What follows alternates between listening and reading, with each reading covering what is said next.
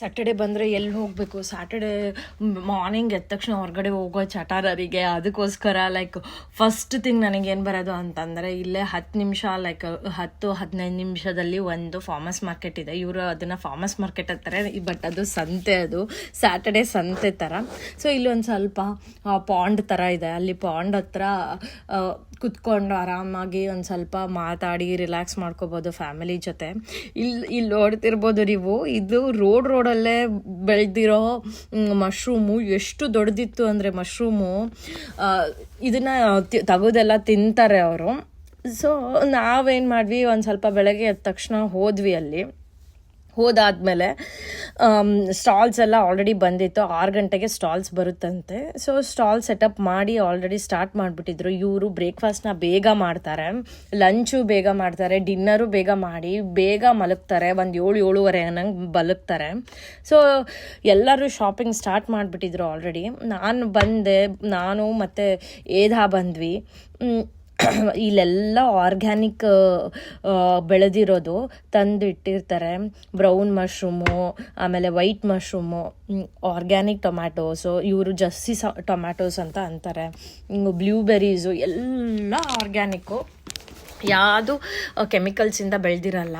Fresh fruits, ಆಮೇಲೆ lemon ನೋಡ್ಬೋದು, ಎಷ್ಟು ದೊಡ್ಡ ಸೈಜ್ ಲೆಮನ್ ಇದೆ. ಆರೆಂಜಸ್ಸು, ಫ್ಲಾರಿಡಾ ಆರೆಂಜಸ್ಸಿಗೆ ತುಂಬ ಫೇಮಸ್ಸು.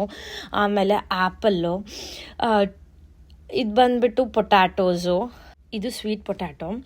ಈ ಸ್ವೀಟ್ ಪೊಟ್ಯಾಟೊ ಇಂಡಿಯಾದಲ್ಲಿ ಬೇರೆ ಥರ ಸಿಗುತ್ತೆ, ಬಟ್ ನಂಗೆ ಆ ಇಂಡಿಯಾದಲ್ಲಿ ಇರೋ ಟೇಸ್ಟೇ ಇಷ್ಟ. ಆಮೇಲೆ red potatoes really is not that great tasty. ಆಮೇಲೆ all kind of peppers, carrots, ಆಮೇಲೆ ಇದು ಸ್ಮಾಲ್ ಕ್ಯೂಕುಂಬರ್ಸು, ಇವ್ರು ತುಂಬ ಯೂಸ್ ಮಾಡ್ತಾರೆ ಇದನ್ನು. ಆಮೇಲೆ ಕಾರ್ನು ಭಾಳ ಯಥೇಚ್ಛವಾಗಿ ಬೆಳೀತಾರೆ, ಬೀನ್ಸು, ಆಮೇಲೆ ಇಲ್ಲಿ ನೋಡ್ಬೋದು ದೊಡ್ಡ ಮೆಣಸಿನ್ಕಾಯಿ ಅಂತ ಅಂತೀವಿ. ಆಮೇಲೆ ಎಲ್ಲ ಥರ ಹ್ಯಾಂಡ್ಮೇಡ್ ಐಟಮ್ಸು, ಮನೇಲಿ ಮಾಡೋದು ಕಸೂತಿ ಥರ.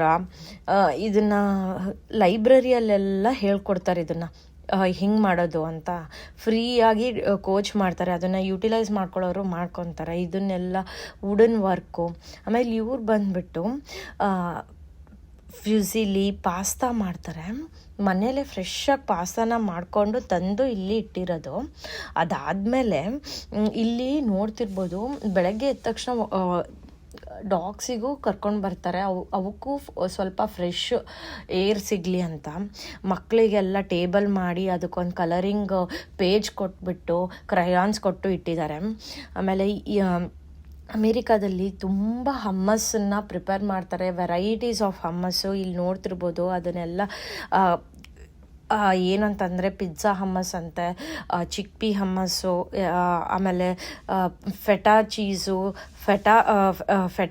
ಆಮೇಲೆ ಅದರದ್ದು ಚಿಪ್ಸ್ ಎಲ್ಲ ಇದೆ.